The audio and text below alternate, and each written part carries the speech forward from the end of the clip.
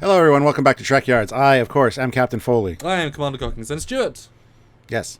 The Klingons have hair. I'm not even going to beat around the bush. They have hair. Most of them. Some of them. That's right. And Vok Tyler has a man bun and a very bushy lumberjack beard. Yeah. He set the curve. Yes, of course. Discovery Klingons now have hair. Now come with hair. It's like advertising on the package. Now with hair. You know, before hair was sold separately. Yes. But well, nobody it was could afford it. It's banned by the Klingon code of no war. hair during civil main war. It's a retcon, guys. It's a retcon. At least they're trying. And they have changed the makeups a bit because a lot of them, I mean, in this first picture with the big white beard guy, you can see the guy that has those thin stripes. His head is no longer as thick going back. Because in the olden days, the heads were like 2 times the size of Klingons' heads, and they go back all the way, and it looks ridiculous. So they've obviously made new masks and developed it a bit. I mean, they're still... But not all of them. The guys on each side of him, the guy in the background and the guy beside him, they still have the elongated ones, but again, obviously, this is the point of Season 1. The misguided point, because they didn't do it properly, was that the 24 houses, you're seeing this broad variety of Klingons. That was the worded guess, but really what you saw was racist, one-tone Klingons that have no character and want to kill everyone, that are doing it for genocidal reasons, that all look the same except being different colours, and every time you see another house, they always look like Takuvuma's guys in the same armour, except like a couple of people maybe. And you see Takuvuma's guys everywhere, despite them all being killed and whatever. So it was very, very, very poorly done. But that was the production team's higher ups' fault that made it go in a certain way. Mostly Brian Fuller that had all these things, and then was it Glenn Hetrick is the chap? We know that as soon as they announced hair for season 2, he came out and said, "I tried to tell them not to do no hair. I kept pushing. I kept showing alternates, and they wouldn't do it. And so he was really happy to do season 2 hair, despite what Alex Kurtzman said that they always had that plan. Don't believe that, they did not. They had a plan not to do it, and then they were trying to backtrack their way into it, which is, hey, whatever. Season 2 with fresh start, moving forward, much better so far. But yes, these pictures I've taken throughout the show, we see actually a lot of different hairstyles because, different houses, different Klingons. We see a lot of different variations, and what were your thoughts now being right in the Klingon Empire with the Klingons once again for the first time in season 2 with all these changes in leadership and people and thoughts? Your thoughts? it's Neville Page, just so you know. All right, so yeah, I mean, in this first shot, we got a very TNG-looking Klingon, which was nice. The older gentleman with the gray hair looks very TNG. We also have porn stash Klingon, so they're going into porn stashes now, and cornrows Klingon, and we got the Mohawk Klingon as well, with the Mr. K Klingon. Quite a wide variety of. Now you pointed out earlier that it's not really a Mohawk though.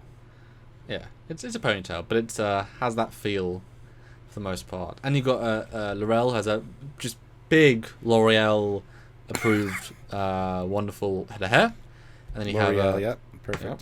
And you have another lady who has just these two-sided hair dread things, very pointy face as well.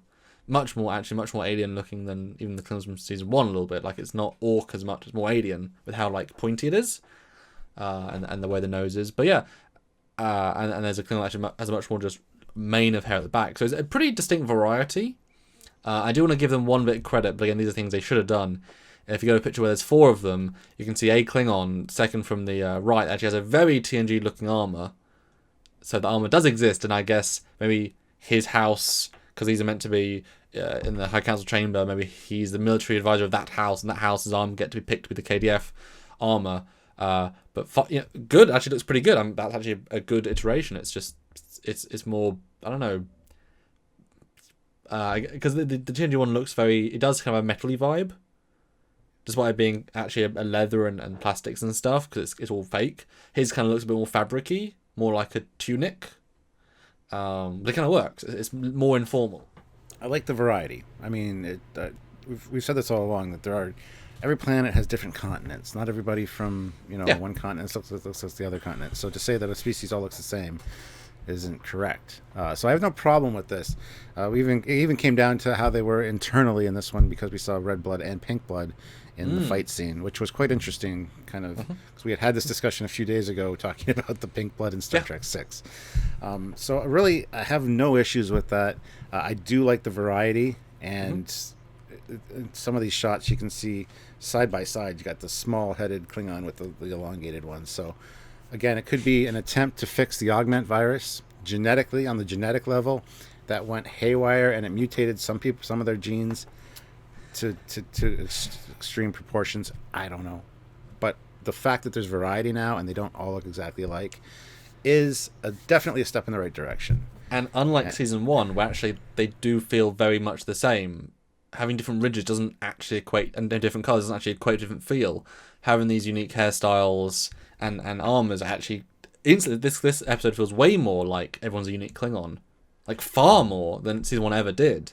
Beyond obviously Tyler being white and Lorel being a different colour, and then Cole having armour, and the red paint. Like you know what I mean? These actually, it's working a lot better. I mean, some hairstyles are more weird looking or more less good looking, but hey, that's how they want to grow their hair. I mean, sure, do what you want, mate.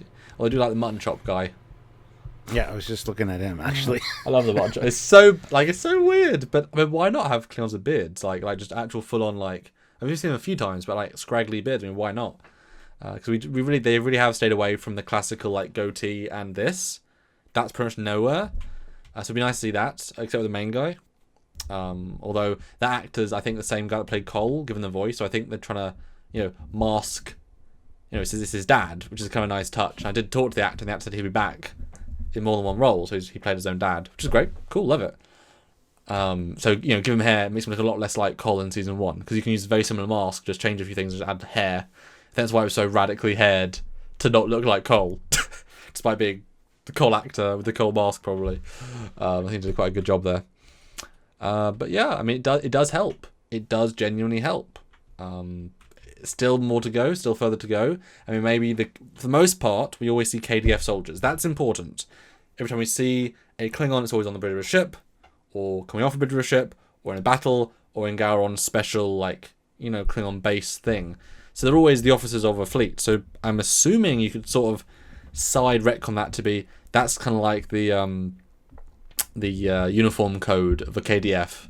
I don't know why you would, but that's sort of the look of a KDF officer with some variation. But you're not allowed to have big mutton chops. You're not allowed to have a shaved head in the KDF. You're meant to have, It makes perfect sense. There's hairstyle requirements in the military for different branches. They have to have certain length. They have a couple styles they can pick.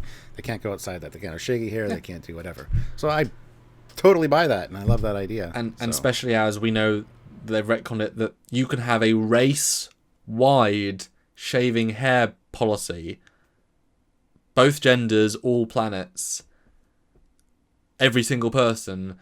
So I'm totally fine that if they can make such massively out proportion rules that they can say, and all KDF must have the same exact 5 haircut choice. So I can kind of base on that, and that'd be kind of fun at the end of the season. See Klingons that masks but less full on, but have the normal hairstyles. It's like, oh, I don't think they'll go that way because it would devalue their own style a bit more. Although it would show if someone comes onto a ship and he's wearing a different hairstyle, he's an officer.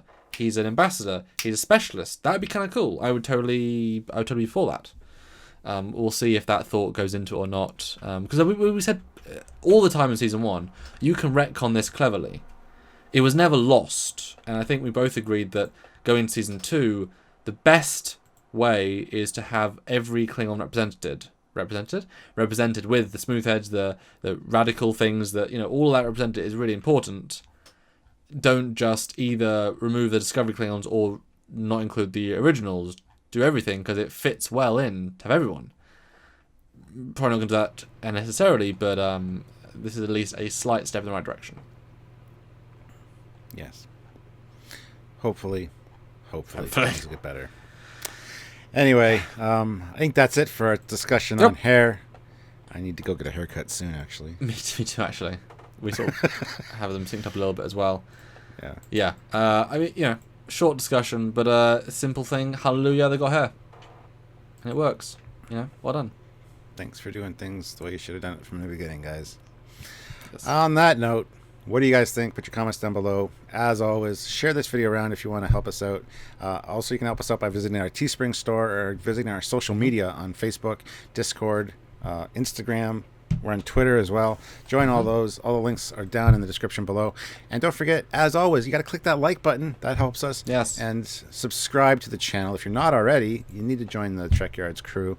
And don't forget to hit the notification icon to get notified when we upload. We upload quite often.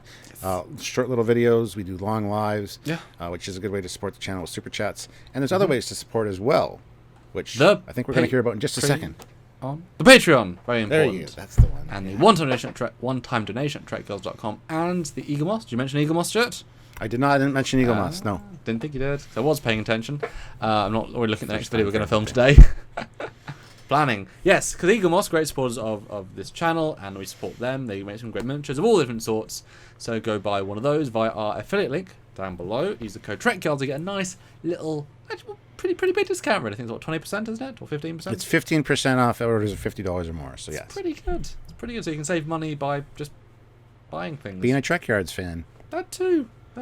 And just like Stuart said, share around, talk to Trek fans about us, about what we do. We are here for you guys pretty often in a week. And obviously the lives, we do them every single week to join in. Nice. We are there talking to the public, and you can super chat to have a question answered. I mean, there's things this episode, certainly we have questions to be answered. We're looking forward to talk to you during the week about it. And until then, I am Commander Cockings. Yeah. Yeah.